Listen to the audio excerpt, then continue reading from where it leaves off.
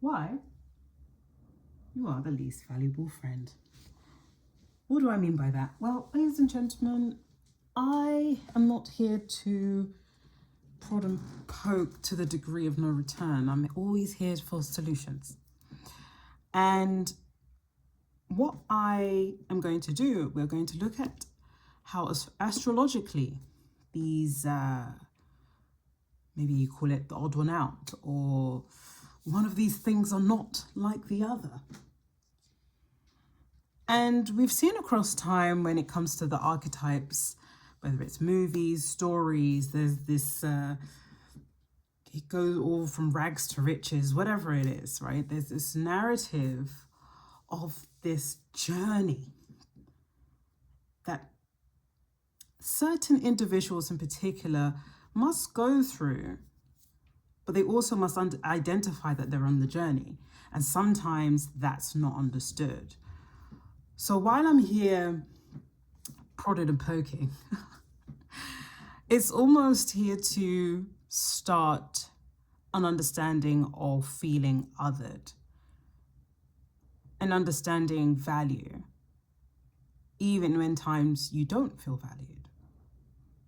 So I thought this would be a very good topic to discuss when it comes to the people you choose in your life, because it'd be too easy if we said, oh, okay, let's go with family, right? But you don't choose those, in a sense.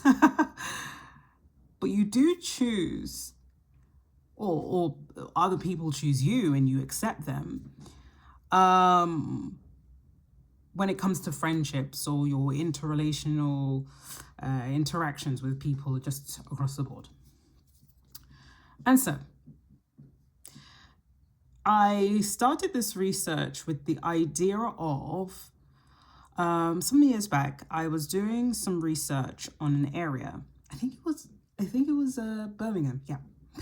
And the research paper was about the loneliness epidemic in those 60 and over. And the idea is that there was a new development, and it was understanding what the surrounding areas were, right? So looking at things like the elderly having these large homes. It's just them, no one else. But then at the same time, the issue was that there was not enough housing. And so we were dealing with a variety of scenarios taking place. Now, when it comes to, and this is generally what you would have your Pluto in Cancer, your silent generation. Almost in a way, they had their first dibs on some of the homes that are around, right? And much of their children, who probably were baby boomers, moved out, maybe got their own home. They come and visit the grandparents on the holidays, or they've just moved completely, right, to a whole different country. Either way, this has resulted in the loneliness epidemic in the elderly. And that was being studied. Now, we fast forward, right? We fast forward, and now the concern is actually there's a loneliness epidemic when it comes to those that I think is between 16 and 20, or even 20, around that age. And I was very shocked by the stats, because I was like, that's very young. And if I think now, we're in 2025. So when I read that paper, that would mean that those children are now probably in their mid-20s. And I said, okay, so even though it was research, it was just more like the idea of we have a social problem. And the factor is, when we think of things like social media, ironically, is has shifted that, right? We've almost have something is interjected, and we're almost trying to calibrate around this new way of connecting. And that's taking some years, you know? And so, with this idea of loneliness, and my title or what we're going to be basing this idea around when we come to value and loneliness or isolation or not feeling good enough, we're going to talk about the road of life, right? And I kind of see it as a game, or let's say Pokemon, for example, right? You go to a land, you know, you speak to different people, they're giving you little clues along the way. Had you not met maybe some people in particular, you might have not found or had access to a certain area of that map, for example, or you wouldn't. And when you have access to that area, then you have access to, you know, a lot of the Pokemon that are there, and then you can kind of like, you would have either not been able to have that experience if you'd not spoken to certain people. And I say that to say life is a game. A game of Pokemon, because people are not random, right? They're not random. The people that are in your life are there to serve as a clue. And wherever you put them is how the trajectory of your life goes. And I was only talking to, my brother the other day, and I was like, it's so fascinating how you can make one choice and it can ruin like 9 years of your life, right? And but even when I had reflected on that, it's like either way, even though it's hurtful to know that, at the same time, understanding that this game of life, no one comes in by mistake. It's what you do next. I think the thing that is the issue, especially this idea of value or not feeling like you belong, is the expectations. Oh, you didn't do it the right way. Haha, you didn't do it the right way.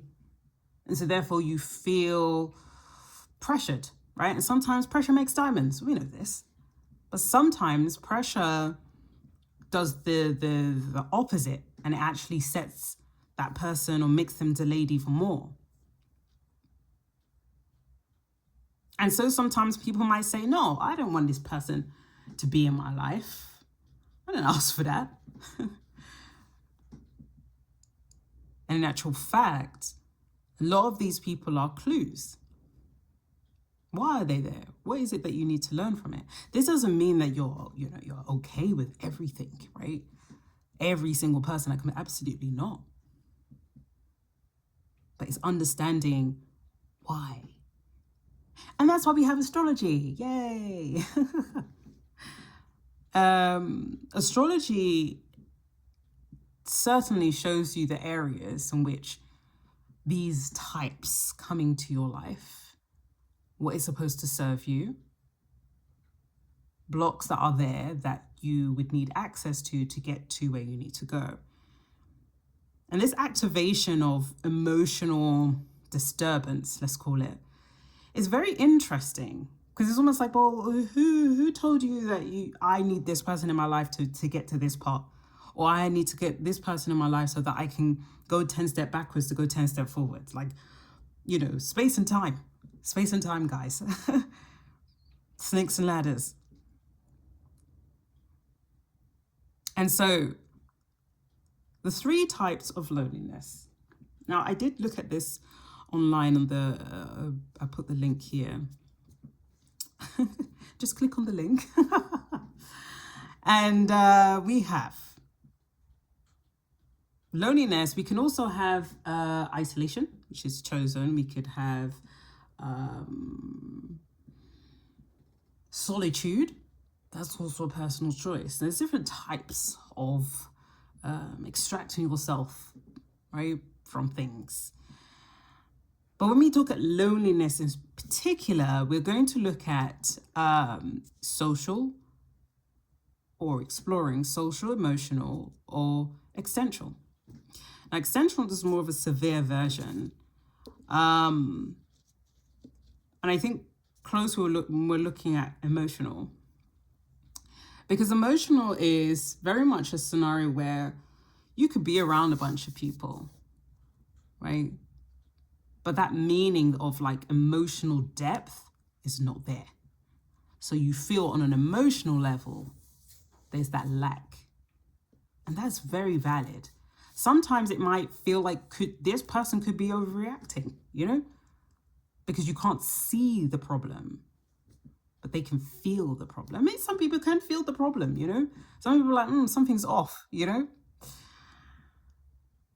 And so with the social aspects of loneliness is just not being satisfied. You're in a space and you're like, I don't like this. And it's very clear, it's very visible that you are not happy being in that space.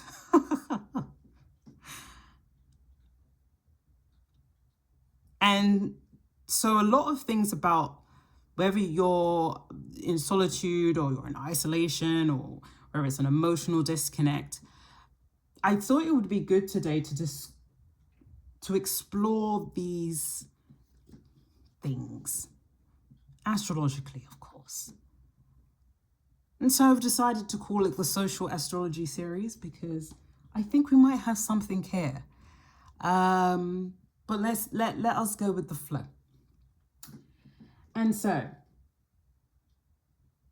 why you're the least valuable friend. I was thinking about this. I said, let me think about the archetypes. There's quite a few, but I narrowed them down to 3.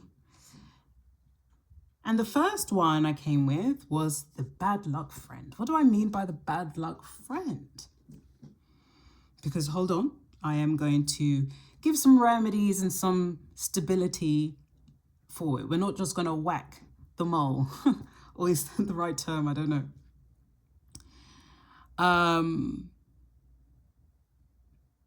The bad luck friend is often seen as the person who is often blamed for scenarios that are outside of their capabilities, you know? Let's say, I don't know, if it started to rain and everybody was planning to go to a picnic. I don't know, what else am I think of? Like, they're like, yeah, but this never happens, but the anomaly is you came, so it's your fault. You're the one that brought the rain. So now you're Storm from the X-Men. Okay, now what could we, I know it's a bit drastic, but what could we explore with that? We could then suggest that there are some things when people don't get their own way and they don't want to take responsibility for their emotional instability, they will put it out on the person that they feel they can, or it's safe enough to do so. And often that's connected to, I feel it's connected to, like a baby, right? When a baby, you know, they call the terrible twos. And they don't know how to regulate their emotions because they're babies. They've been on this earth for the most of 2 years. And, you know, you have to give them some grace. They're working it out. Bless them. And they will throw themselves on the floor when they realize, no, you can't just pick up that thing from the shop aisle because mommy or daddy has to pay for it. And they don't understand that. They just know, I see this thing, I want it. What do you mean I can't have it? Throw myself on the floor immediately. Immediately, I'm making sure that I don't even know how they do it. They make themselves 10 times heavier. You're trying to pin them up. It's not happening. You're like, how are they this strong? And so they throw an emotional tantrum. That would be the equivalent of from 2 to, I don't know, we'll say an adult is about 21. And so within that time, that emotional regulation has improved. But to a degree, if you start to project onto others about misfortune, then this is a different story. And also there's this lack of regard for that person who you are targeting your ill towards because you don't want to do the work. Becomes now a fable. Oh, law has it. Folklore has it. If you hang around this person, bad things start to happen. And that poor person, because whoever they are, they didn't want to do the work. And so now that person in result, because they don't want to do the work, now feels that they don't have any value. They have nothing to offer anybody because, of course, you've now created them into a mythical creature. This is not nice. This is very, very cruel. Very cruel.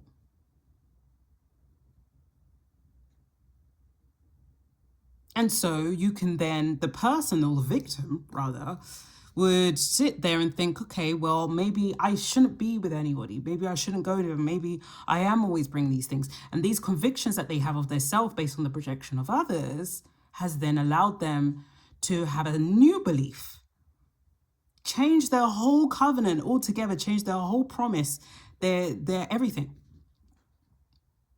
So now I wanted to look at what that might look like if there is any kind of prone aspects to that, because really when people are projecting onto you, it's really you come in, or the bad luck friend comes in as someone who shows truth. You are the truth teller without talking. You stand in the place, everybody starts to just say things that they didn't even realize was on their heart. You know, that moment where it's like, oh, why did I just say that? Those kind of things. And I've written the one that's blamed for the group's instability because of the lack of emotional integrity. So the bad luck friend, let's just say in terms astrologically, we could look at Pluto conjunct your ascendant. We could do the moon square Pluto. We could do South Node in the 8th house. And the reason why I say this, Pluto, because what does Pluto do? Pluto actually is what kind of, is the conspiracy theorist, if we're going to make it. It's like, but did you know? And if that's anywhere near your present self, how you exist in the world, then you're going to have a very powerful impact. Because again, maybe depending on what how you understand, how you want to connect to, we are all stars in a way. The constellations are within us. So when we go somewhere and the people, like I said, there are people that you may not like in your life, but when you start to put them and say, okay, what archetype are you? What archetype are you? And then you put it in your chart and you say, oh, you're supposed to serve this. And that's another thing about time and space, because some people have a time. Sometimes their time, it overlaps. It's like you're playing the same level over and over again just to get it right. And there's nothing more to learn. It's time to go. And I guess it's discerning who's who, right? And so the other example of the, I guess, bad luck friend, which hopefully by now I'm not digging at anyone. I'm just kind of like saying there are a lot of like not so nice individuals. And I'm on your side, whoever's watching this, right? That you are the truth exposer. But if you don't know that, then you will always be seen as the anomaly. You would always be seen as the story of whatever in the movies. You don't see yourself as that person. Kind of giving, like, I just was thinking about Matilda. You know, those scenarios where her home life was supposed to show her all the things, well, not supposed to, but Hey, you're good at this and you're good at that. However, it was the reverse. She went to school and the school or the teacher saw the light in her. And she had the opportunity to understand her value. However, when she went home, there was none of that there. It was almost downtrodden. And it's finding the people that will speak life into you, even if it's for a moment in time. Take that, because that's a clue. And so the next one, in the quote of Bad Luck Friend, is the ascendant in Scorpio. Why the ascendant in Scorpio? Because again, it's got that Plutonian energy. It's got this mysterious thing going on. So a lot of the time, your energy alone being around, and this is where it's, especially if you've got these kind of, these placements, they are very, very potent. And so if you are, I'm sure you've seen that tuning fork where they're not at the same, they don't come at the same vibration, or they don't resonate at the same. So one gets drowned out. That's what it is. So that would heavily suggest that anybody with these very strong, signs would need to be meeting people with that same level of frequency. But the only way you will know that is to be with those that are not of your frequency, but not to interpret it. They may interpret it as, oh, you're bad luck, because they're not at the frequency or the emotional capability. Remember, they're similar to that of a 2-year-old. Throwing themselves on the floor. You can't use that as something to put on yourself, because this doesn't make any sense. You've come into this world, right? Why would the narrative be that you are bad luck? You've come into the earth to be exactly that. That's not nice. That's not nice, is it? So the next one is Saturn in the 11th house, which the 11th house rules communication, friendships, digital devices, all this kind of stuff, right? And Saturn's in there, so you know what Saturn does. It's a big stop button, like, stop, where are you going? Who says you can go there? Do you have a pass? What's the password? Oh, you don't know the password? Okay, so sorry, they shut the door. You can't get through. And so that's going to cause friction because you can't maneuver in that house as you would like to. So I wrote, you become, let's say in terms of a group of friends or a group or in a space, you become everybody's mirror. So because the resonance is too much, they can't deal with the energy that you bring. And so they act the way that they do. So the very presence breaks illusion and reveals truth. This is what it's really, this is the real stuff that's happening right now. This is the real, like, it's on shaky foundation, and you've revealed that. And own it. You've been born as a Scorpio ascendant for a reason. You've been born at a, Moon square Pluto for a reason. Your South Node in the 8th house for a reason. But there's also going to be clues as to how to work through it, especially with Saturn in the 11th. There's going to be teaching moments. Saturn doesn't allow you to come in if you don't know the password. So I decided to give some examples. And because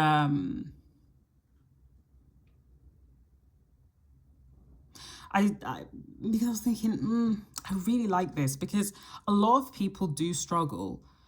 Now that we're in the age of Aquarius, right, where we've got the digital, I would say the digital hive mind, it is profoundly great and profoundly, we're still fine-tuning things, basically, let's put it that way. And so, as an example, Pluto in Aquarius, the age that we're living in, if we think that there's something wrong, even if we're at different parts of the world, like someone, like people watching this now, you're in different parts of the world. When I look at my stats, I'm like, whoa, there's people from Brazil, there's people from Mexico, there's people from everywhere. Like I'm like, look at what we're in right now. And as a collective, one scenario could come up and someone with just the right voice, with the right cadence says, hey, this is not right. Guys, let people know that this is not okay. And you know what happens? Everybody comes together. And everybody says, this is wrong. And then what happens? The shift of consciousness changes. And then something gets done. Powerful stuff. So, if this if this control gets into the wrong hands, you know, it does get a bit cloudy. And I think that's where we're at right now, is trying to understand how this works digitally. Yes, for the positive, but what happens when it's on the flip side? And because we're in that space, this idea of isolation or loneliness or not feeling valued enough is quite prevalent. And I don't know, I just kind of felt today was that day to just discuss why, just to ruminate, I guess. To be other is generally a great sign that it's a sign of greatness, I would say. But you have to go through that journey. You have to work out what is not. And someone saying, yeah, one of these things are not like the other. But it's not a bad thing. And I've said that quite a few times, but I really want to emphasize that. So the example astrologically. So we have the self-deprecator. I'll shrink so no one hurts me. You know, the type that, you know, wants to just be the good person all the time. Just maybe they don't even agree with what's happening, but they're just like, no, it's okay, you know. It's okay. I don't know why I'm doing this voice, but like, just bear with. It's just kind of to give the emphasis of what's happening in terms of this like meek and state. So I've used 3 examples. This could be your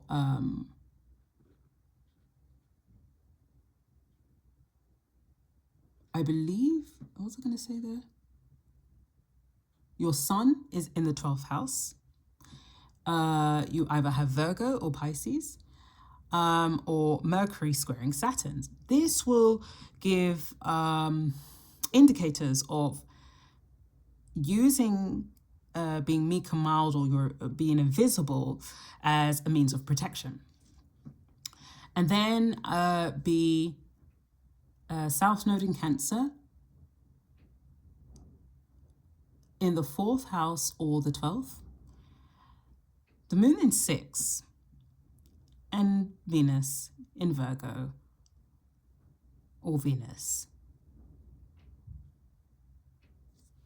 in Virgo squared Saturn. And then lastly, but not least, the sun in Libra or rising, North Node in Aries, Chiron in the 1st house. This can be seen as someone who's they're friendly. It's almost like, hey, someone trying to recall back a scenario, like, yeah, remember last year when you did blah, blah, blah? Was you there? Was you there? You're like, yeah, I was there. Oh, okay. The friendly ghost. And so let's have a look. I've used the Libra or Chiron in the 1st house, right? As the main example, just to break it down for you. I just gave 3, but just to break it down a lot more. by deep diving into one of them. So Chiron in the first house in Libra would be working on how you see yourself.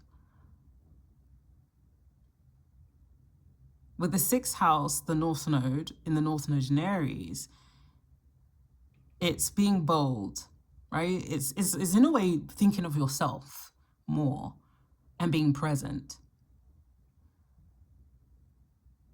So you're often very loved, but probably overlooked a lot of the time. You're just kind of like, you're part of the furniture and no one's really taking too much in when it comes to you. They're just like, oh, you'll be around, you know? And the remedy I saw when it came to this idea, or what would stabilize this, is you fully activate in your fifth house, because this is the house of creativity, and really realizing who you are. Understanding your Mars, because Mars likes action and it will activate.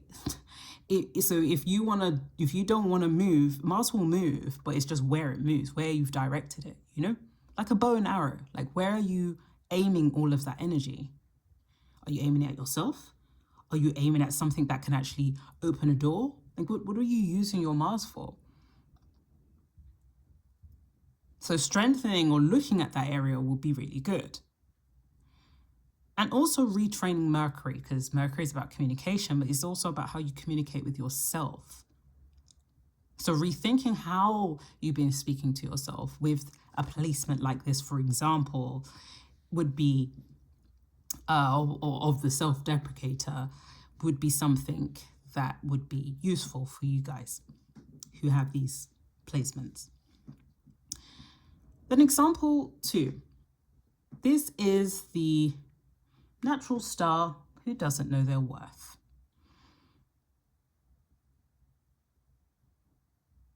Now, the areas that show this. Oh, let's give an example first. So you're someone that has a lot of potential. You know this.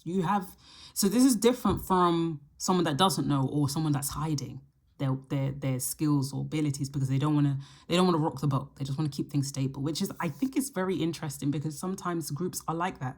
They've observed so well that if they change the narrative, that they will be seen as the bad person, or they will be ostracized, or they don't get invited to the cookout, whatever it is. So they keep it. This is not example 2's problem. This is not the natural star's problem. The natural star problem is probably the one that maybe accidentally becomes the leader in the group, or the second in command, right? Very naturally gifted, very naturally talented, and has a lot going for them.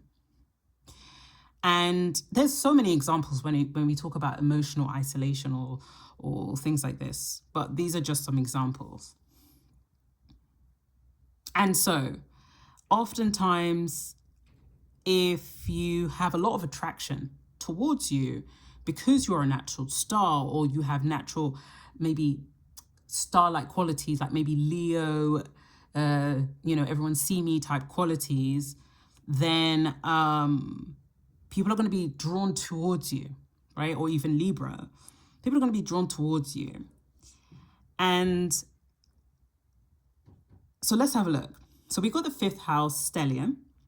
Again, this is the area of good fortune. So you're going to be good creatively. You're going to be doing a lot of interesting stuff, right? You're going to have, or possibly 8th house, Chiron or Pluto, and Venus in any kind of water sign. B, Leo rising, or your sun is a Leo. Venus or Mars in the 8th, North Node in the 11th, South Node in the 5th. And this can look like, because you receive so much attention,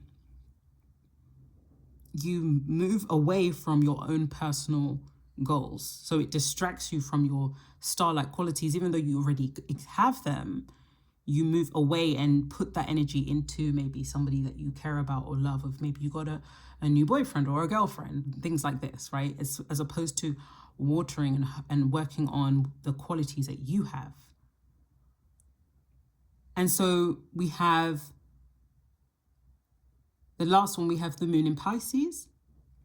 We have Neptune in the 5th. We have Saturn in the 7th, or Saturn in the 7th squaring Venus. And this can come up as once in a relationship. Either the idea is, oh, they've changed up on me, my friends have changed on me, or they've isolated me, they don't invite me places, or you've changed on them, right? Which is very interesting, this last one, because in a way, this is identifying that sometimes when you don't resonate at the same level anymore, much like this person hides away from, continuing their storyline with this collective when it's already expired. But it's easy just to kind of stay on the same level because you know what to expect, right? You don't know, if you go to the next level, you're going to have to meet all these different obstacles, and you're just like, oh, I don't want to do that. I just want to stay with what I know. Whereas over here, when you shift and you change because you've met somebody, these kind of drastic changes can be love, right? That change a person. And so because you change, everybody else also changes, because that's how reality works, right? This is how resonance works. You change a different frequency, your friends are going to change a different frequency. And sometimes they say, oh, you just switched up on us. You think you're too nice. Oh, but since you got that person, you think you're too nice now. It's okay, it's okay, it's okay, it's okay. Then you realize, the invitations are slowing down or whatever. But this is normal. This is a very natural occurrence. It's when you have that friction towards it, that's when it gets like, okay, what's really happening here? Some may come with you. Some may say, you know what? I can see that you're happy. I'm going to be in this journey with you. Some that say, no, you're messing up the group. This is not the same, and that's not okay. And that's where emotional intelligence. So if we look at this, a lot of it's got to do with emotional intelligence.